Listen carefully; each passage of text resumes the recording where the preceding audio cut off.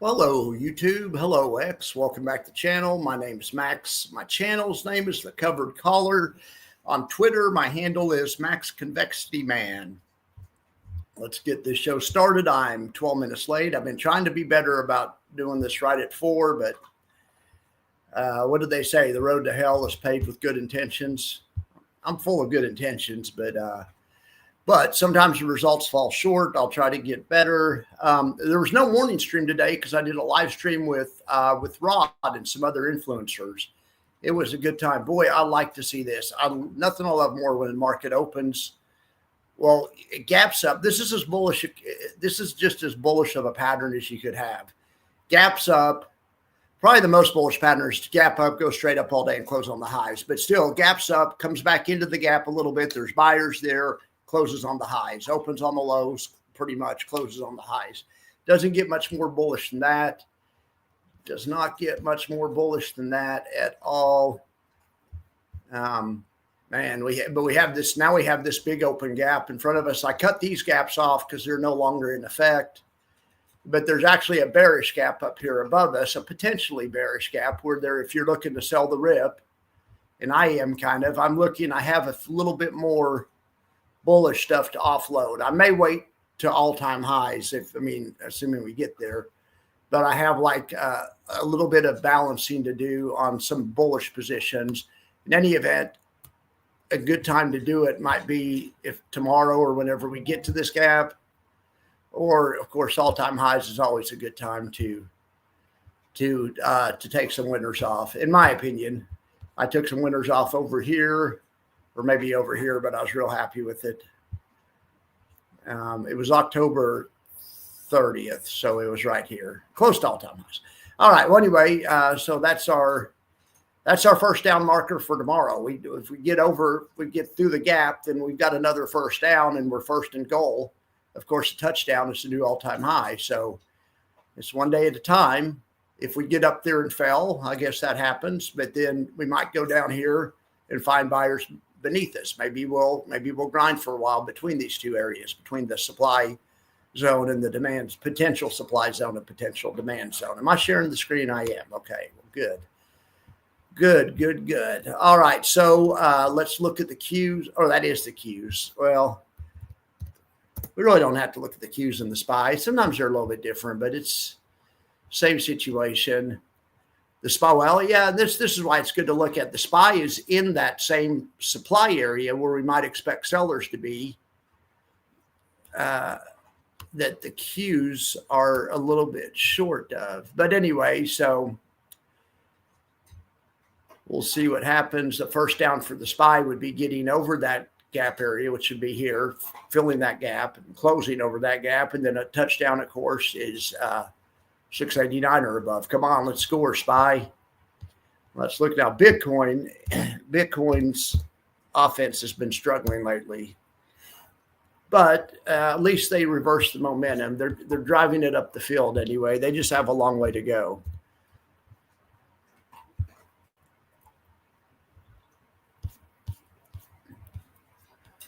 They just have a long way to go. Their next first down is at 108,000. That's the next step, is a close over that. The next one after that would be 110.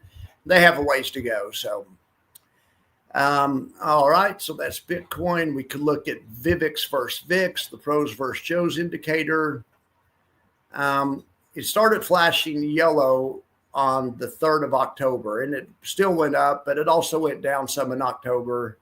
Then it gave another yellow signal starting the 31st of October. And we did get a little pullback, but it's still the same. It's still flashing yellow. So discretion is the better part of valor sometimes, oftentimes. So we'll see. I'll keep an eye on that. And to be fair, that by the time it gives an all clear signal, generally the market's been going up for a while. It's slow. It's slow on giving all clear signals. All right, so that's it for the charts. So now let's look at let's look at the index buffer. Let's just go straight to the index buffer, or the diversified darlings. That's what we're going to do, the diversified darlings. Okay, so here we have the change on the day.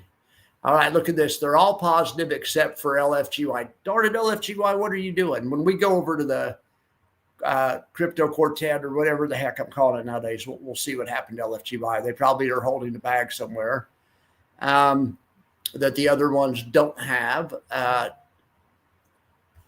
So in any event, the Qs are the benchmark. The benchmark in all my charts is always to the far right. There's two benchmarks for these funds. There's SPY and Qs. So the SPY and Qs are over there to the right. So you can see that Chippy beat the Qs, GPTY beat the Qs, QLDY beat the Qs. Heck yes. Heck yes. That's awesome. WPay beat the Qs, and WPay was the leader on the day. Great job, WPay, bouncing back. K-Yield also beat the Qs, and so did Blocks. Now, as far as beating the SPY goes, they all the ones I just talked about beat the SPY. Unfortunately, Alt-Y and Alt-I both trailed the SPY a little bit, but they were still up. They actually only caught about half the upside of the SPY, but they were still up. And like I said, LFGY was down, but it looks a heck of a lot better than Friday's results look. You know, Friday K-Yield was up and LFGY was up. But in any event, now let's check the rolling total return. This is if you put a lump sum in on day one. This is not dividends reinvested. This is dividends taken to cash. But dividends are factored in to this. This is probably a little bit unfair on ULTI and on K-Yield, as they haven't had a dividend yet, where all these other funds have paid a dividend. But in any event, once they pay a dividend, it might enhance the total return. So you can see here, you know, Friday, it was a rough week for these funds, especially for ULTI, you know, and it wasn't great for Blocks either. Blocks is red, ULTI is this orange color. They kind of led at one point. Total return, ULTI was down 10.9. Blocks was down 9, but look at Blocks come flying back from down 9 to only down 6.35. Great job, Blocks. ULTI, on the other hand, you know, only came back from 10.9 to 10.2. Of course, we just saw the results on the other chart, so you guys already know that, but still, it's interesting to look at it on a bounce back level. So the second one, Blocks is the second one. Where's Alt-I? I need to make better graphics that are easier to read. Where's Alti? Okay. Oh, Alti's the first one to the left. Okay. So we can see here Alti dropped, you know, it was down 6.8, and then it bounced a little bit on Thursday, only down 6.2, down about the same as WPay and K-Yield, LFGY. They were all right down there, down 5.5, 6 points, whatever. But they have all since bounced. Alti being the least of them, and only recovered to 5.4 from being down 6.27. That's not that great. It bounced further than Alt-I did, but not that much. In any event, all right. But K-Yield looks great coming back. WPay looks good coming back. I don't know if it's better to look at it this way. Sometimes this way you can kind of see. It's just so hard to see each individual fund, but in any event, I'll work on that chart. So that's it for the diversified darlings. Let's look at the index buffer report.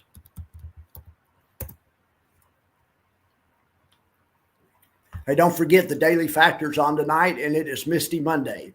And because it's Misty, we're also going to look at Coney. I mean, it's pretty much, you know, Coinbase. It's Bitcoin also. And then we're also going to look at Stretch, Stride, and Streak.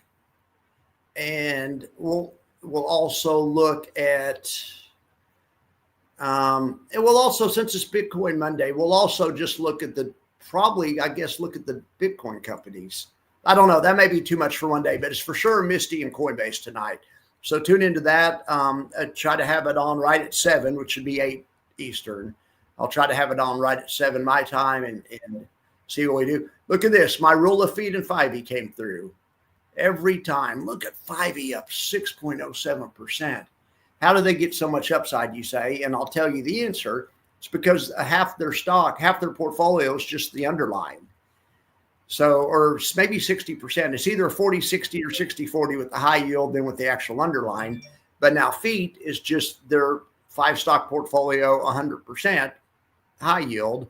So you can see the difference between 3.9 and the difference between 6.07. It's not quite double, So I think that 60 high yield and 40 the actual ETF itself, but you can see what a difference a little uncapped upside makes. I mean, they spanked everything on the SPY list, but they probably not really fair to compare them to the SPY. But anyway, that's where they are. All right, so look at SFOL. Now, SFOL, if you saw my show last night, did SFOL win on the daily factor? If they didn't win, they came in second. SFOL did really well, and it's been doing well lately. This quarter, anyway, that's how I got to the top of the daily factor, the top of the max factor. Anyway, good job, SFOL. And then you can see the other funds are pretty standard, catching, SPY-T caught 90% of the upside. Look at this, old SDTY caught almost 100%. WDTE lagged. FIRS lagged, JEPI lagged. But anyway, most of them caught a lot of upside.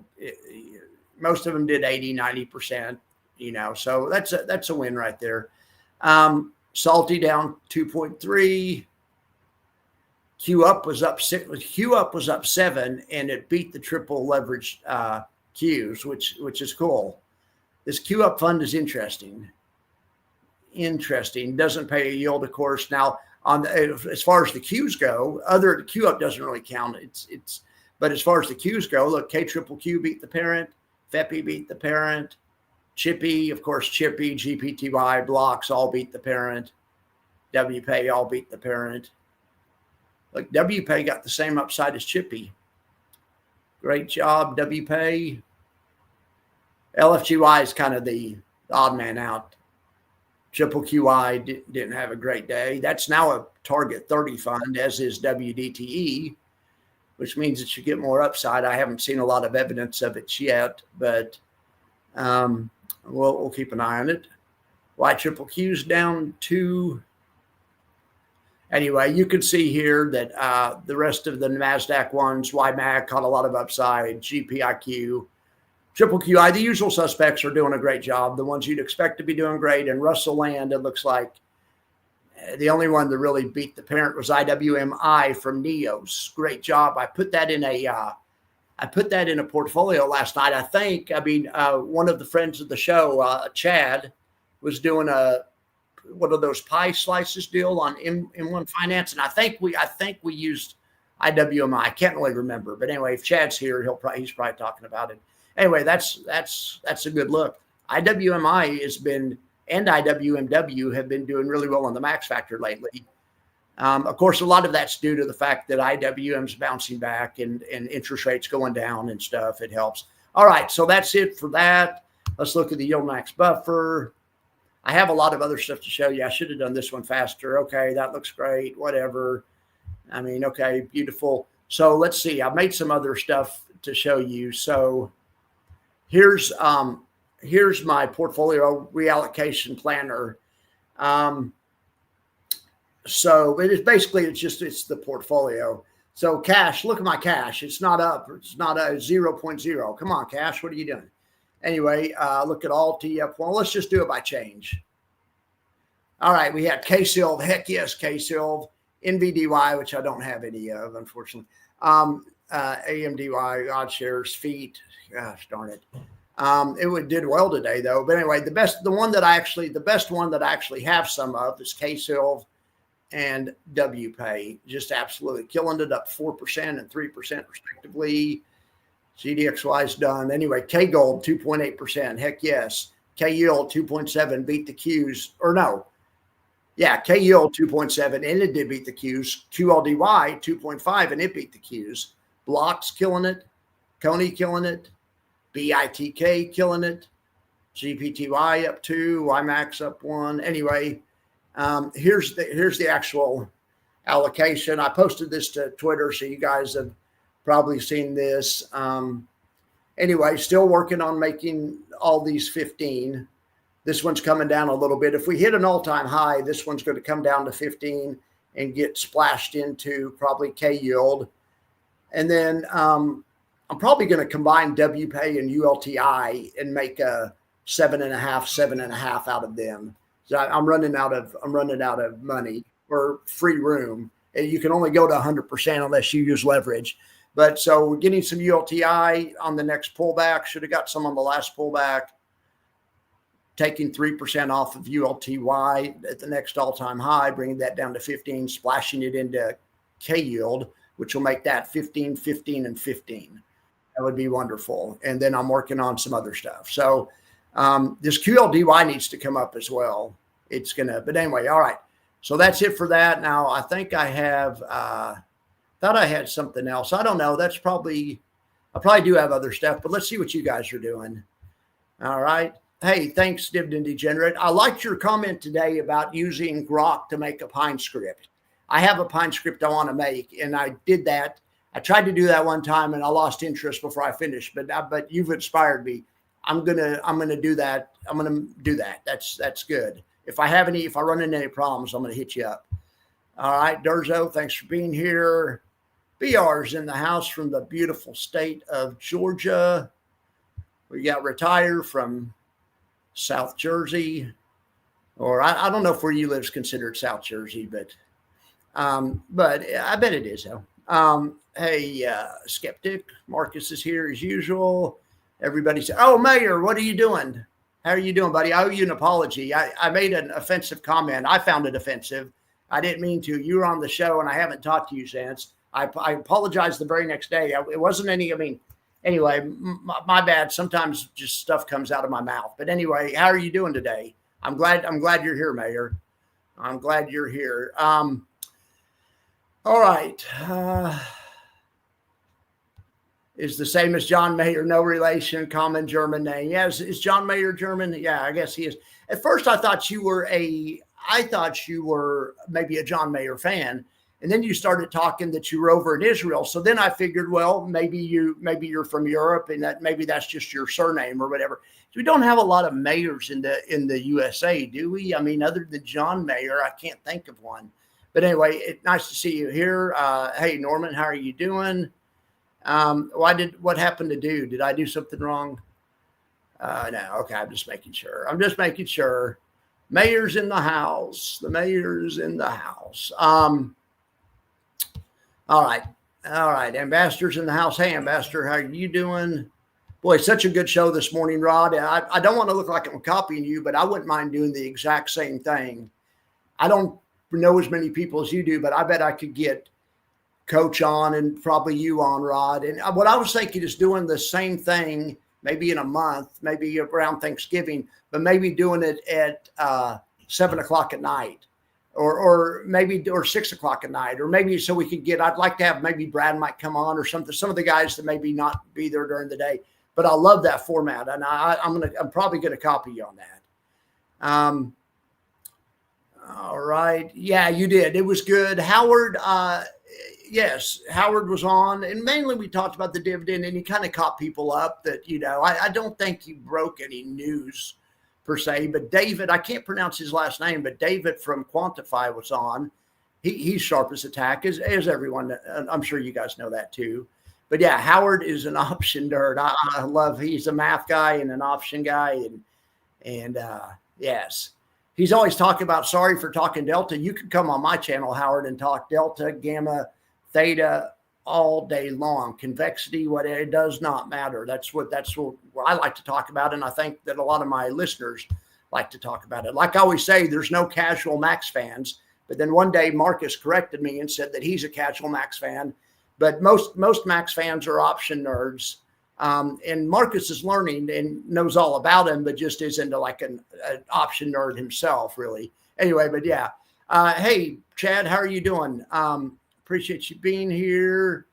All right. Yeah, 35 to 40. Okay, Mayor, I made a crack about, it was a political, you were talking about being from Israel, and I watch political YouTube all day, and I said something stupid. It wasn't aimed at you. It was aimed at our government, and it's just something stupid, but I'm glad you didn't hear it, because I woke up that night and I thought I really shouldn't have said that. That was a stupid, wisecrack. I felt so bad. I came on the next live stream the next day and said, hey, I don't think anyone else heard it either, was offended, but I apologize. I said, if you guys see Mayor, I hope he either didn't hear it or wasn't, or it didn't offend him or whatever.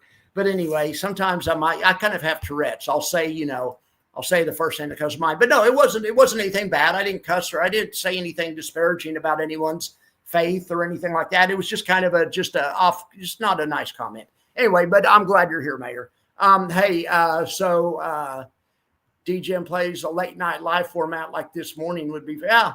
I mean, I would love to do it I'd love to do it someday, like at 6 or 7 for like 2 hours and invite all the same people that we invited last time, invite the same people that Rod had on there. And I think it'd be great. I wouldn't even mind having a round table of regular people sometimes, non-influencers, maybe get on at 6 or 7 and have BR on and Skeptic and SB and Mayor and whoever, and I mean, there's a lot. Maybe we just pick 5 people or something and have I think it might be cool to take Rod's idea and do it with just investors. And we could sit around and talk about, whatever. But anyway, so be watching for the late night show tonight. I'm excited about that. I've got it. I have let's look at the terrific trio really quick, and then we can talk more here in a second.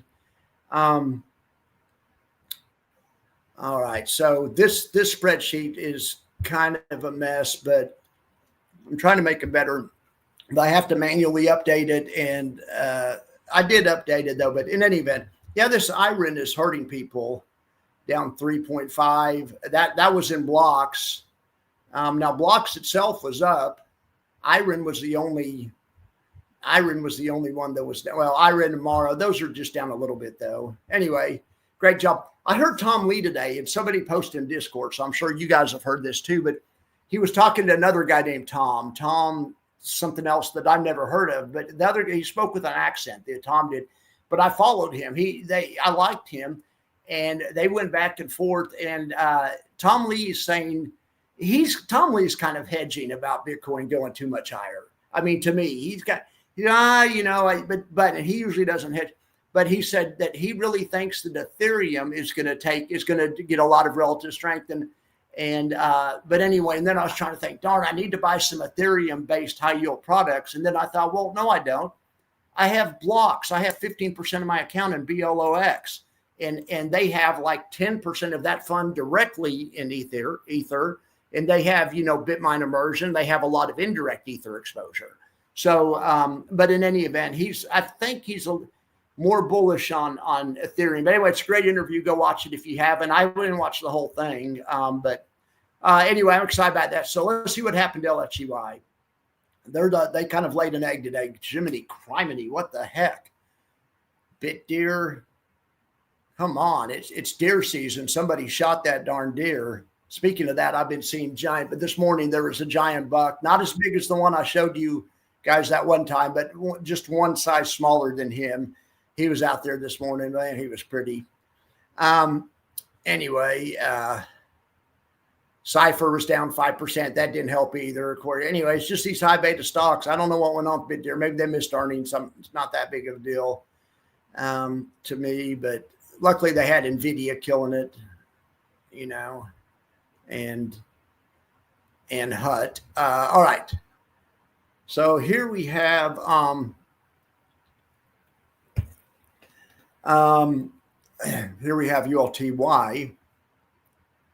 Well, thank God these guys didn't have BitDeer, because they have at various times, haven't they? Or is that LFGY that always has it? Or I think these guys have had it. These guys have had everything at various times.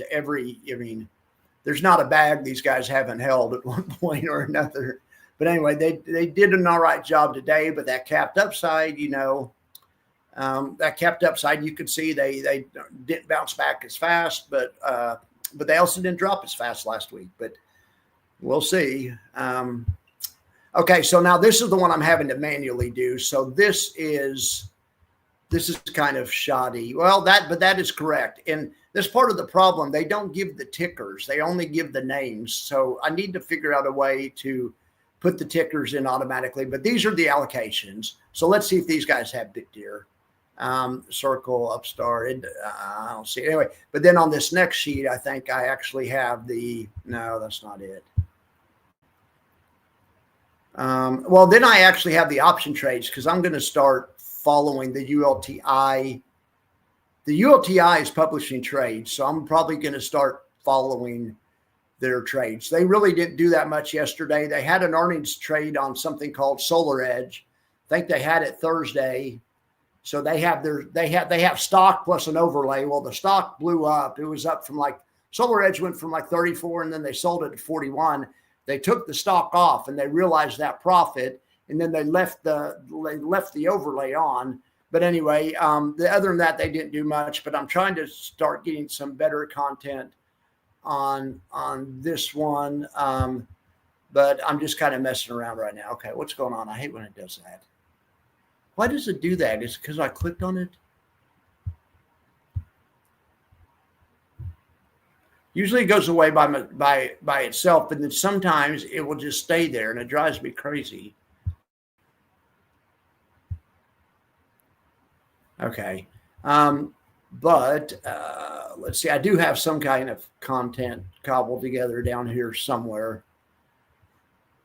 Well, I did a show on this last night. Those are the trades I was interested in. But if you saw my show last night, I talked about those trades. I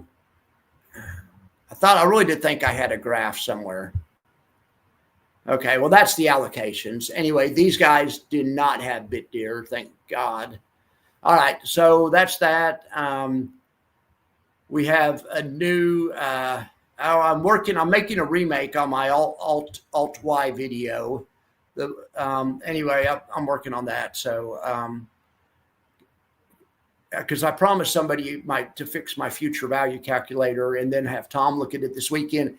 I'm going to do it tonight. I'm doing it right. I'm doing it right now. But that's why that's open. See, what else do I have to show you guys? The max factor is out, but we'll talk about that on the daily factor so these shows don't get so long. All right, so I think I'm done talking unless we think about something else. But anyway, I'll answer questions or make inappropriate comments or jokes about stuff that's not funny. I can do it all. Rod sings and I make jokes that aren't funny or that are inappropriate. All right. All right. Let me try to catch up with you guys. Okay. Here you go. Tom Nash. Correct. I like that guy. I don't know why I may follow him. I was on my burner account. And I subscribed to him, but I bet maybe I'm subscribed to him on my primary account. Yeah, it was really good. BitDeer missed earnings. Okay, well, after hours with Max, Jax, and friends. Yeah, I used to have when I first started, I did a late night with Max and Jax, and I got AI to make a graphic of, I said, I described myself. I said, make an Irish looking guy with wavy hair, or something like that. I somehow described myself, and then I said, put it on a talk show set and make his co-host the Black Labrador. And anyway, I used that for a long time. But yeah, so I like that. But after hours with Max, Jax, and friends, yeah, absolutely. Jax made an appearance today. And everyone else did too. I heard that Amy's dog caught a mouse and it killed a mouse and brought it in the bed. Oh my gosh, I hate mice. The last house I lived at in Austin, it didn't have mice, it had rats. And it was a nice house, but it was just older and it just had rats in the attic. And we like to never get them out of there. We finally did. This new one, I've lived here 5 years and there's tons of rats outside. You see them, wherever, but there's never been one inside the house. Thank goodness. I'm not into rats for whatever reason. All right. So yeah, Solar Edge. Oh, their HQ's in your town. They had a rough decade. Yeah. All right. How about the super terrific happy hour? Yeah, there you go. Yeah. From you Seinfeld degens. Yeah. Degens, I should say. All right. Max, if you have blocks, you don't need. Yeah. Correct. I got BITK because I like Matthew's trading style. That's the same reason I get lots of things. It doesn't always work out. But I'll read a prospectus and I'll say, yes, I think that will work, what they're doing. I like how he has ODTEs on Bitcoin uncapped tonight. So I got that, but I realize it's duplication. But I think between 5.23% BITK and 15% blocks, Not to mention, there's a little bit of Bitcoin in WPay and some of the other ones. So I effectively probably have 25% Bitcoin. So yeah, if anything, I'm too heavy.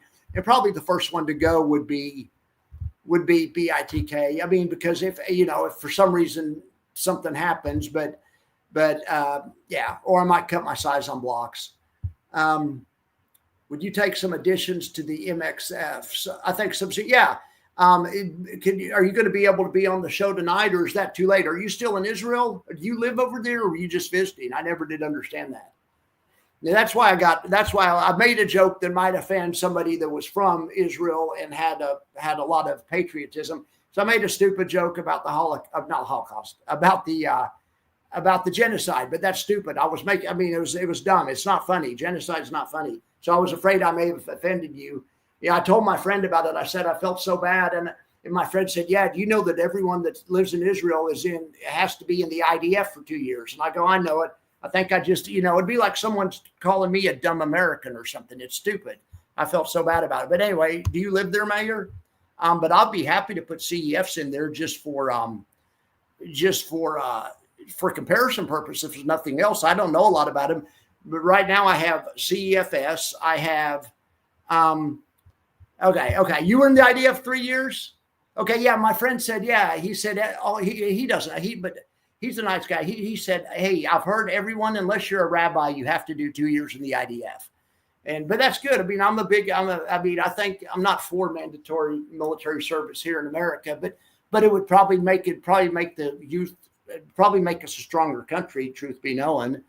My dad was Vietnam era. He went to college in 62, 63, 64. But when he got out, him and everyone else that was his age had to do 2 years in the military. Even if you didn't go to Vietnam, you had to do something. There was a draft on, and him and his friends are so proud about their service. And he still knows a lot of his military buddies, it's just, even though it was a terrible war and war's terrible and stuff, it could be a good thing too. Anyway, okay, well, good. I'm glad I didn't offend you. And like I say, it's not really about offending someone. It's just someone else may have heard that and been offended too. I mean, that's not even, but genocide's never a funny topic. So I don't know why I said it. Anyway. All right.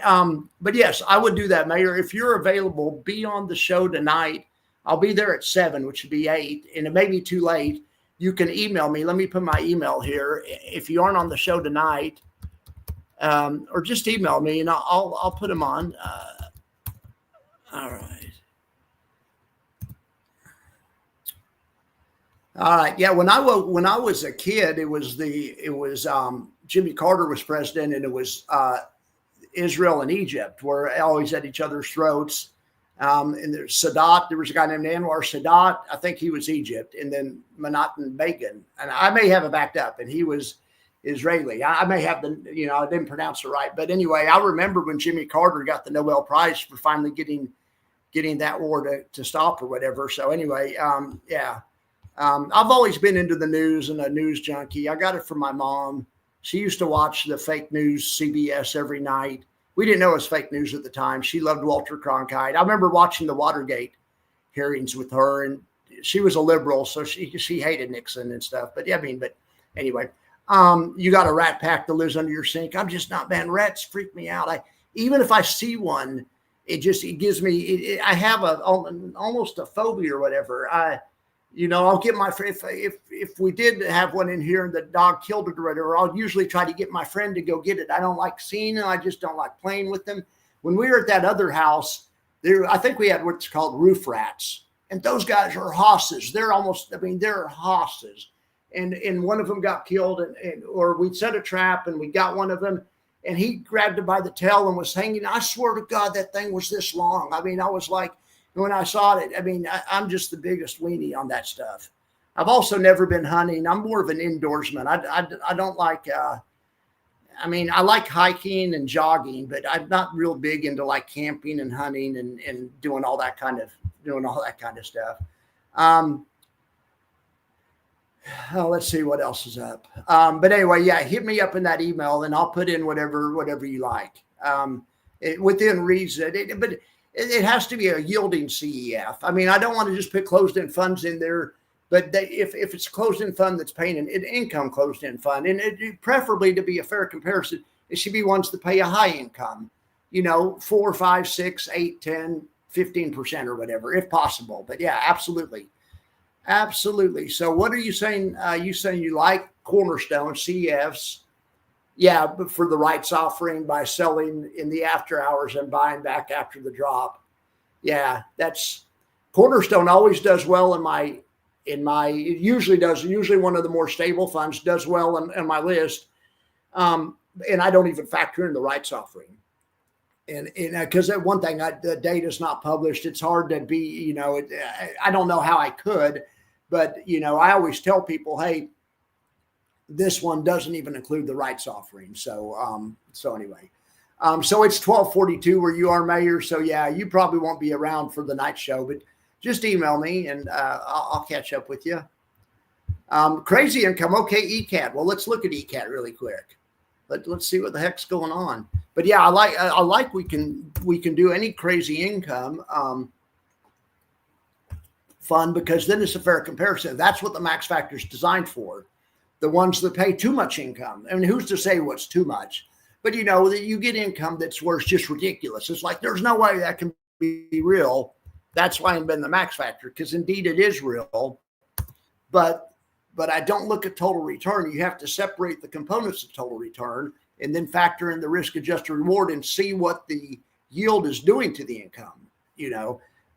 Anyway, so yeah, heck yes, BlackRock. I'll put that one in there right now. Watch this.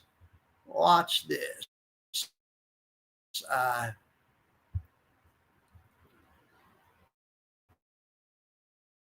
This is and put in if you have, if any of you guys have any that you want to see, let me know. Here's the ones that are coming. These ones in red are going to be on the max factor soon. They just aren't old enough. In Rod's video today, I think Miss Roundhill was talking about HCal. I realized I don't have HCal in here, and I need to. I mean, I know some people like it. All right, so there's ECAT, and I'll keep the window open, so it won't take as long to do it this time. So let me know what else I need to put in there. Okay, anyway, if there's anything else, let me know. All right, so anything else you guys want to talk about, we can. But if not, I think I'm going to get out of here and go prepare for the daily factor, and I'll try to have it on right at 7 my time. Maybe I'll even have it on at 6. I mean, but anyway, and so it'll be 7 your time. But anyway, I want to get it done early tonight because I really need to build this future value calculator for ULTI. This is going to be really cool. It's going to show you, you're going to be able to look, and the way I want to do it is you're going to be able to look and you punch in a number for how much the Qs are up. And so you can punch in 20 and then it will go through the year and it'll show you week by week, the dividend coming out, the change in NAV. I've already done it once, but I just showed it month by month. And I think that maybe it's not, I want to check it for accuracy. So I want to work on that. So anyway, I'll be on right at 7 my time, which will be 8 your time. So you're just about to mention ASGI. Okay. Let me look at ASGI here. I want to check this out. Anything that ends in an I, that sometimes that's a giveaway. So it's the Aberdeen Global Infrastructure. Wow, nice. Nice. What does it pay? 11.93%. Heck yeah. And performance year to date up 16%, and that's not including NAV. I think that's just the price performance. Wow. Insiders own 26%. That's a good looking fund. Are you one of these guys that does the income factory method and has read that book? I mean, I want to become like the income factory guy, but for options. But, that's I like that, what that guy's doing, but I just don't know about closed-end funds. I want to do something, build a similar type of property, but with high yield, with option-based funds. But I definitely want to compare them and see. I'll tell you right now what's beating that. It's not an option-based fund, but this darn STRC is amazing. I don't, it's amazing. the stretch or whatever. So, I mean, I'll consider any type of income, even REITs, even whatever. So yeah, that's a good one. Those are two good ones right there. Let's see here. Something's going on. ASGI. Okay, well.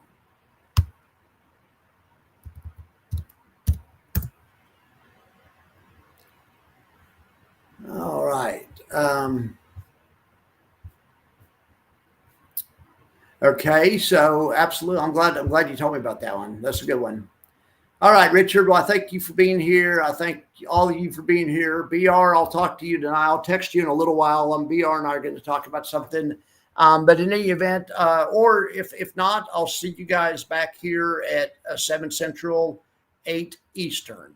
Hope you guys have a wonderful day. And I promise from here going forward in the future, no more jokes about genocide. All right, guys, you have a great day. I'll talk to you later.